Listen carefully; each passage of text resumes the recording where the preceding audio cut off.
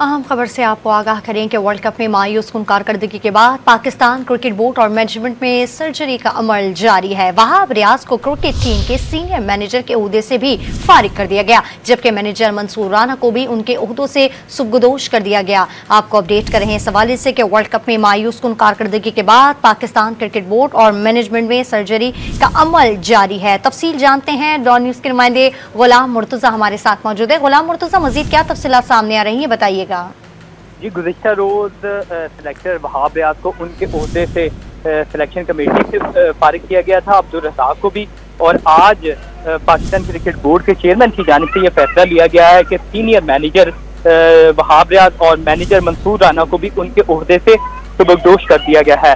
तीनों टूर्स में, जिसमें आयरलैंड भी शामिल था, इंग्लैंड भी, और पाकिस्तान की टीम का वर्ल्ड कप का सफर भी उसमें शामिल था, उसमें कई शिकायत और डिसिप्लिन बरकरार न रखने की वजह से उनको इस ओहदे से फारिग किया गया। शिकायत की तस्दीक के बाद ये फैसला किया गया है कि दोनों को उनके ओहदे से हटाया गया है। और वर्ल्ड कप में पाकिस्तान की जो परफॉर्मेंस थी वो नाकिस रही थी, डिसिप्लिन मेंटेन नहीं कर पाए थे, इस वजह से दोनों को उनके ओहदे से फारिग किया गया है। चीफ सेलेक्टर वहाब रियाज और जो दूसरे सेलेक्टर है अब्दुल रज़ाक, उनको गुज़िश्ता रोज उनके ओहदों से हटाया था, लेकिन मैनेजर के ओहदे से आज सुबह उनको हटा दिया गया। जो वजूहात सामने आई है उनमें ये कहा गया है कि जो सिलेक्शन के हवाले से, वर्ल्ड कप की सिलेक्शन के हवाले से जो दोनों सिलेक्टर ने उन प्लेयर्स का इंतखाब किया था, उनकी सिफारिश की थी जो परफॉर्म नहीं कर पाए, और टूर के दरमियान काफी सारी शिकायत भी सामने आई थी, इस वजह से उनको मैनेजर के ओहदे से भी फारिग किया गया है। जबकि जो सीनियर मैनेजर थे वो भी